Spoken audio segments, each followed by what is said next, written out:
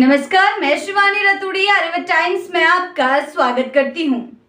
बिहार विधानसभा चुनाव से पहले सियासी गलियारों में चर्चा चल रही है। अटकलों पर विराम लगाते हुए केंद्रीय मंत्री और लोक जनशक्ति पार्टी रामविलास के अध्यक्ष चिराग पासवान ने स्पष्ट किया है कि वे एनडीए से अलग होने का कोई इरादा नहीं रखते। चिराग ने कहा कि जब तक प्रधानमंत्री नरेंद्र मोदी वे एनडीए के से बाहर आने की बात सोच भी नहीं सकते। उन्होंने ये बयान उस समय दिया जब एक समाचार वेबसाइट ने उनके इंटरव्यू का हवाला देते हुए दावा किया कि वे बिहार की सभी 243 विधानसभा सीटों पर अकेले चुनाव लड़ेंगे। इस खबर के सामने आने के बाद राजनीतिक हलकों में चर्चाओं का दौर तेज हो गया था।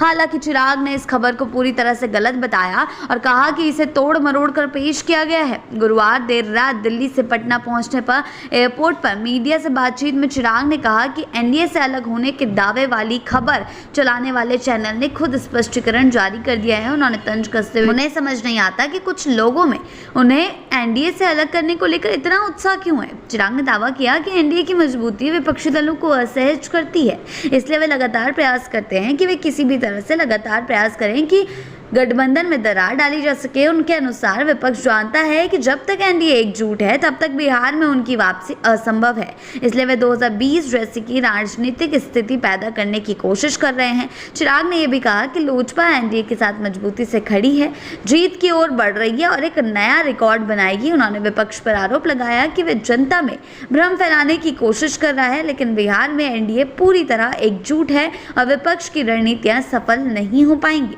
उनके इस बयान ने साफ कर दिया कि फिलहाल एनडीए के भीतर किसी भी तरह के मतभेद या अलगाव की संभावना नहीं है, बल्कि चुनाव से पहले गठबंधन के नेता और कार्यकर्ता पूरी मजबूती के साथ चुनावी तैयारियों में जुटे हुए हैं।